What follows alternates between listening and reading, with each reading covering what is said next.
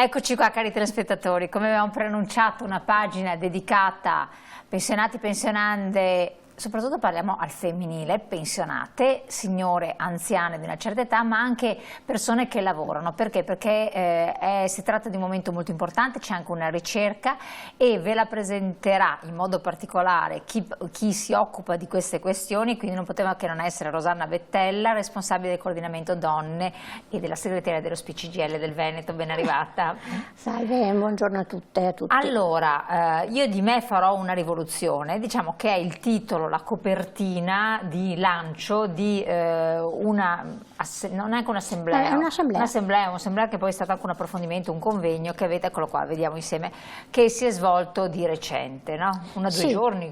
Sì, il 29 e il 30 di maggio a Roma si sono riunite ben 380 donne pensionate di tutte le regioni per fare la nostra assemblea, che almeno una viene fatta tra un congresso e l'altro. Insomma, è importante radunare. Qua vediamo la foto che c'era anche un bel po' di gente. Sì, radunare un po' tutte le compagne per ascoltare la loro voce un po' da tutte le realtà territoriali e capire quali sono le problematiche, che cosa si è raggiunto anche come obiettivi che ci si era dati e poi anche approfondire certi temi. Insomma, è sempre una 2 giorni ricca di interventi, ricca anche di ospiti, e in questo caso abbiamo avuto una ospite d'eccezione, che è Lidia Ravera, che ha presentato e raccontato il suo ultimo libro, che è questo Age Pride, no? L'orgoglio dell'età, che poi è l'orgoglio della terza e quarta età. Che lo faccio, a parte che dovremmo avere anche la copertina noi, questo qua comunque la facciamo vedere, eccolo qui, credo che ci sia anche la copertina tra le nostre slide, però comunque è sempre un libro la vita finisce quando tutto si ferma, come atlete dobbiamo muoverci con lei, imparare il suo passo, accelerare, rallentare a comando, rifletterci e poi spiccare il balzo necessario a non essere disarcionate. Bisogna restare agili, non giovani, agili, flessibili, bisogna imparare a muoversi a tempo con il tempo, senza ostinarsi nell'imitazione di modelli scaduti, ma senza nascondersi, soprattutto senza nascondersi. Questa sono parole importantissime. Molte anziane, ma anche molti anziani, insomma, quando raggiungono la terza o quarta età si vergognano, no? Pensano di essere un peso per la società, oppure vengono considerati tale, e invece davvero grazie alla tecnologia, grazie agli stili di vita che sono cambiati, grazie a tutta una serie di cose, siamo noi, io sono della terza età, insomma, siamo privilegiati. Rispetto ai nostri genitori, no? E ai nostri nonni, e davvero possiamo permetterci di pensare a una quarta età senza angosce, senza paure, e appunto bisogna rimanere agili, flessibili a cosa? Ai cambiamenti, perché i cambiamenti al giorno d'oggi ci sono in continuazione, cose che mai avremmo immaginato ci accadono e dobbiamo essere pronti, quindi flessibili, agili, per affrontare, resilienti, per affrontare tutte le difficoltà che si presentano. Qua in modo particolare c'era anche Mina Cilloni, che è la responsabile del coordinamento donne SPCGIL nazionale, che ha puntato l'accento di trovare sui nuovi linguaggi e le nuove attenzioni e i nuovi bisogni. Nuovi linguaggi perché? Sì, perché appunto tutto cambia, niente è fermo e non si può rimanere ancorati a stereotipi, pregiudizi del passato, ma veramente guardare al presente, ma anche e soprattutto al futuro con ottimismo, con come dire, serenità e con orgoglio soprattutto. Io ci sono arrivata intanto, ecco. Che è una cosa di poco conto. Sì, no, ma insomma, guardiamoci attorno, ormai Leggevo proprio un titolo anche oggi, c'è anche un romanzo fatto qua da uno scrittore padovano, no? Sui sessantenni, che ormai un sessantenne è giovane, relativamente giovane, no? Davvero può fare ancora tanto. Deve ancora lavorare per un po' di anni, tra l'altro, piccolo particolare, quindi penso che se debbano farsene una ragione. Sì, sì, no, ma comunque, e guardate, soltanto 20-30 anni fa era impensabile, no? Questo modo di guardarci e di vedere il mondo, no? completamente diverso. E dobbiamo prenderne atto soprattutto perché c'è una crisi demografica incredibile, nascono pochissimi bambini e appunto la terza e la quarta età sempre più abbondante, perché noi poi apparteniamo ai boomers, no? Quella generazione numerosissima e quindi davvero se non stessimo bene in salute e se fossimo piegati dal peso degli anni e della vita sarebbe davvero un problema grosso per la società. Assolutamente. Voi avete puntato l'accento su questo aspetto, quindi anziani e anziane sempre più attivi, dinamici e presenti a se stessi, che è una cosa molto importante della propria vita, quindi fanno ancora dei progetti di vita. Però l'accento è anche andato sulle donne, sì. Perché ineluttabilmente devono tenere un ruolo importante nella società e alcune non lo fanno con grande piacere, perché ci si aprono dei versanti. Da un lato la responsabilità ancora di carattere familiare, perché tanti boomers, come dice giustamente lei, hanno anche i genitori ancora più anziani, e guarda caso sono proprio le donne che se ne devono occupare, hanno in carico eventualmente dei nipoti per aiutare i figli, e poi hanno situazioni a volte familiari, dinamiche di coppia, mancanza di rispetto per mentalità che non si sono e che tanto non si scardinano, quanto si capisce. Sì, sì, perché siamo intrisi di una cultura ancora molto tradizionalista, fissa nei ruoli maschio-femmina, e quindi il lavoro di cura è un lavoro appannaggio, si può dire, esclusivo delle donne, e si fa fatica, davvero molta fatica a parlare di condivisione nella coppia genitoriale, nella coppia affettiva, rispetto al fatto che invece ci sia un dominio e una subordinazione. Dobbiamo sempre più... Esatto, però è difficile farlo quando le persone hanno una certa età. Cioè è possibile farlo finché uno è giovane, come modello educativo diverso, però farlo con un coetaneo che magari ha 70 anni o 65, insomma... Sì, è vero, è chiaro che abitudini consolidate fanno un po' fatica a togliersi, però guardate, ci siamo resi conto, e i dati parlano chiaro, che sono in aumento le separazioni o divorzi a una certa età, quando i figli sono fuori di casa, sono autonomi, e allora siccome c'è sempre più consapevolezza dei diritti delle donne, le donne si ribellano, le donne non ci stanno, probabilmente vogliono vivere gli anni che restano, insomma, in maniera più serena, più tranquilla. E dopo è vero che il lavoro di cura c'è, perché allungandosi la vita delle persone ed avendo un welfare che ancora non affronta in toto questi problemi, come dire, non si fa carico, ecco, del problema della cronicità, degli anziani non autosufficienti, e il peso ricade, però io mi sento di dire adesso ricade sulle famiglie, ecco, non solo ed esclusivamente sulle donne, perché ripeto, le donne hanno cominciato anche a ribellarsi, un po' come a ribellarsi anche al ruolo statico e fermo della nonna, che bada ai nipoti, no?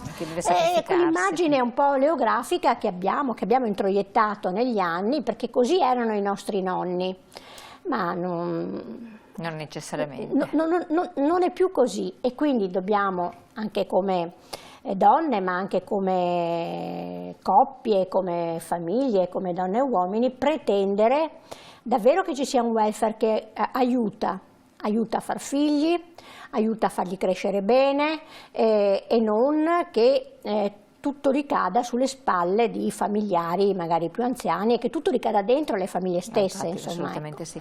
L'altra cosa che è emersa è che voi avete condotto nel tempo tante, dopo torniamo sugli aspetti della donna, tante battaglie, quando riguarda sempre le donne, tante battaglie passate. Siccome il tempo è passato, avete acquisito anche dei diritti, delle posizioni, basti citare soltanto l'aborto e tante altre ancora, tante libertà acquisite, che però si vanno dimenticando e quindi avete anche la responsabilità sociale di trasmettere il testimone, far ricordare che queste conquiste sociali, che sono un po' come quelle dei lavoratori, no? Se non se ne ha contezza si rischia che si perdano.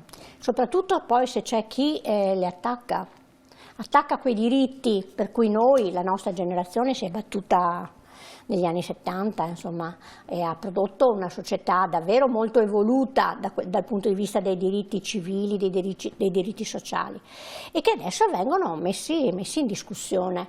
E le nuove generazioni danno tante volte per scontato certe libertà, certi diritti, perché non li hanno conquistati loro, no? Se li sono trovati, per loro quella è la realtà.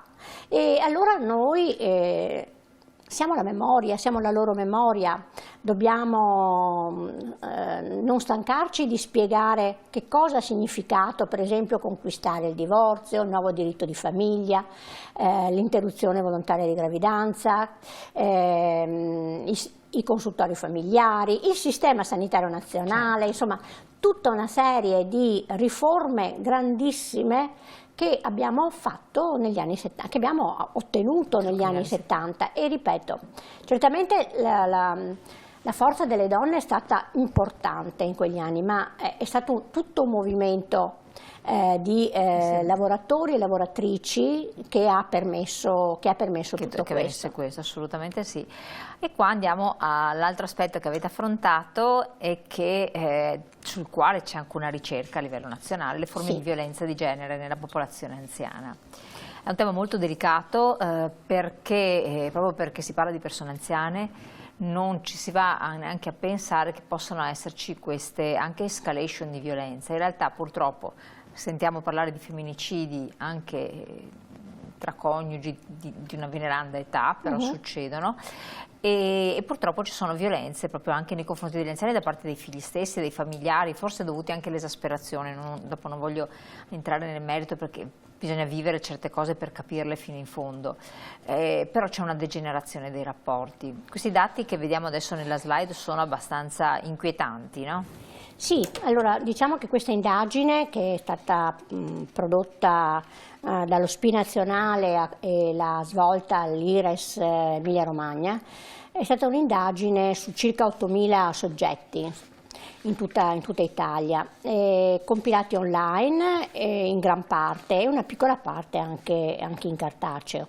Naturalmente a questo questionario hanno risposto soprattutto donne, il 77,1%, e però è stata data la possibilità di rispondere anche agli uomini, infatti avevano un percorso particolare con delle domande ad hoc, insomma, rispetto al tema violenza sulle donne. Devo dire con un certo orgoglio, insomma, che noi come Regione siamo quelli che hanno risposto più bravi. a più questionari, insomma ci siamo impegnati tutti a fondo. È venuto fuori che il 64,8%, prima in alto, il 64,8% ha subito almeno una tipologia di violenza nella propria vita. Sì, perché non è che si parla solo della violenza nell'età anziana, in questo questionario era rivolto a tutti, potevano rispondere tutti, e sappiamo che le donne, se ognuna di noi guarda alla propria vita, al proprio vissuto, un qualche tipo di violenza lo ha subito, anche soltanto a certi apprezzamenti pesanti, no? Quando si è giovani, quando si è giovani, oppure incontrare maniaci per la strada, palpeggiamenti nei mezzi pubblici, non so, no?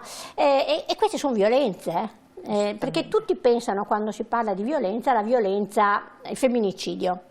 Quello è l'atto ultimo e che ci auguriamo ne succedano meno possibile, anche se poi questi giorni abbiamo letto, no, e visto dei fatti veramente atroci.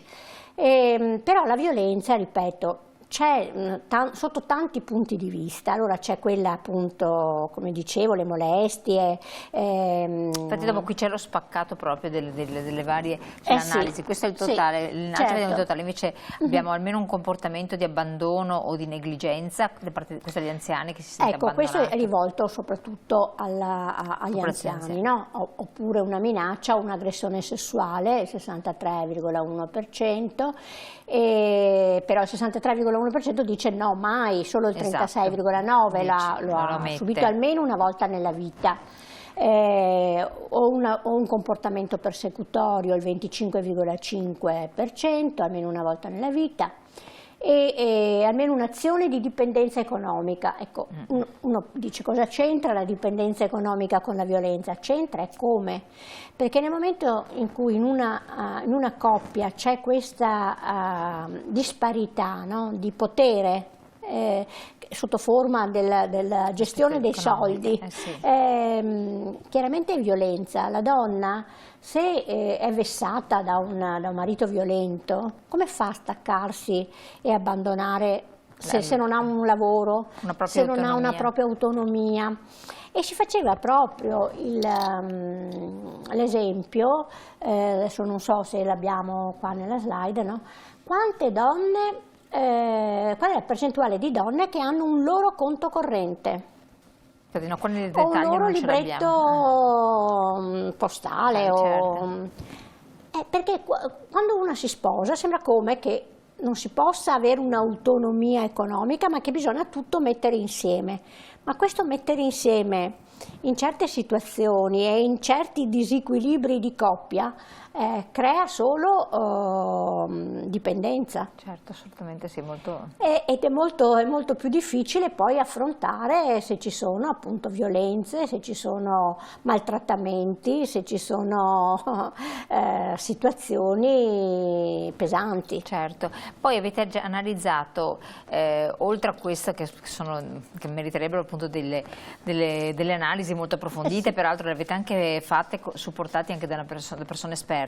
Si è parlato di ageismo, la forma di pregiudizio e discriminazione di una persona in base all'età anagrafica, ed esiste anche questo, e anche qui vediamo delle percentuali interessanti. Qual è il grado di accordo verso le seguenti affermazioni? Avete chiesto, lo leggo perché così magari chi ci ascolta può essere coinvolto. La somma di molto abbastanza d'accordo, insomma. Il 24,9% dice: l'hanno fatta sentire inadeguata nell'utilizzo di nuovi strumenti digitali, cioè cellulare, smartphone, WhatsApp, Facebook, navigatore, eccetera. E la maggior parte sono donne, 27%, uomini invece il 18,5%. Quindi questo far sentire inadeguato può essere pesante. Sì, quindi sono le donne che subiscono maggiormente il pregiudizio, la discriminazione in base all'età, no? L'uomo si fa forte, l'uomo simula, l'uomo non so, se la cava, come diciamo, no? Mentre le donne sono quelle senz'altro più indifese da questo punto di vista. L'altra, parlavamo appunto di conto corrente, eccetera, comunque di aspetti economici. L'hanno fatta sentire un costo e un peso per la società nel dibattito pubblico, nei mezzi di comunicazione, giornali, dibattiti televisivi. Risponde sì, mi hanno fatto sentire un costo, il 20,4% delle donne, e a fronte di un 18,2% di uomini. Comunque in genere tra uomini e donne abbiamo un buon 40%, quindi tanti si sono sentiti un peso, quindi è una cosa abbastanza pesante. Poi l'hanno fatta sentire un peso per le sue richieste in ambito medico, ospedaliero, poca attenzione alle sue esigenze, richieste di visite ritenute eccessive, sottovalutazione dei sintomi riportati. Donne dicono sì, mi sono sentito un peso per queste richieste, il 16,4%, gli uomini dicono sì per un 14,2%, e anche qui arriviamo a oltre il 30%, insomma, quindi vuol dire che ci deve essere più attenzione anche nei confronti delle istanze da parte degli anziani. Per chiudere, l'hanno fatta sentire inadeguata rispetto al desiderio di seguire le sue passioni, aspirazioni, cura dell'aspetto personale, hobby, interessi. Donne dicono sì, è vero, 9,6%, uomini il 5,8%. Magari altri non hanno avuto neanche il coraggio di tirarle fuori certe cose, no? Quindi no, anche ma questo... infatti lo diceva anche Lidia Ravera appunto nel suo intervento alla nostra assemblea. Le donne hanno un comportamento che devono a tutti i costi piacere, esatto, cioè essere oggetto di desiderio, no? Gli uomini non hanno questo. E infatti io direi, vediamo, esatto, è molto bella questa cosa qua, perché vediamo la slide successiva che appunto ci dice la frase di Lidia Ravera in questo suo libro che vi abbiamo mostrato prima, Inventiamo una colazione autunno-inverno, insomma per tutte noi, in modo di reinventarci un nuovo modello perché non ci sono modelli precedenti, da questo punto di vista è anche bello che ci possa essere questa opportunità. La slide ancora dopo riprende questa frase che diceva Rosanna Bettella: tutti gli uomini non se ne stanno lì tutti impennacchiati ad aspettare di essere scelti, scelgono, si comportano da soggetti di desiderio, impariamo anche noi. Quindi dice la scrittrice, diventiamo soggetto di desiderio, non oggetto di desiderio scaduto. È proprio vero, no? È proprio vero, e quindi anche qua lei faceva molto riferimento al fatto che molte di noi fanno di tutto per dimostrare di essere più giovani, no? senza accettarsi come si è, com'è, no? E invece veramente la bellezza c'è in ogni età, c'è in ogni momento della vita e tante cose che possiamo comunque possono reinventare e costruire, assolutamente. Sì, certo. Allora grazie Rosanna Bettella perché avete aperto un tavolo di discussione importante. Ovvio che non c'era prima, perché prima non si arrivava così in là nel tempo, anche in modo anche molto attivo e dinamico, per cui questi temi li riaffronteremo ancora insieme. E detto questo io vi lascio, ringraziamo ancora la nostra segretaria di essere stata qui con noi, segretaria, perché in realtà anche oltre che responsabile non sono più sì. Ecco, responsabile coordinamento donne, sono rimasta alla fase precedente, e a voi lascio invece alla pubblicità perché poi noi ritorniamo in studio con i nostri approfondimenti. Grazie. Grazie.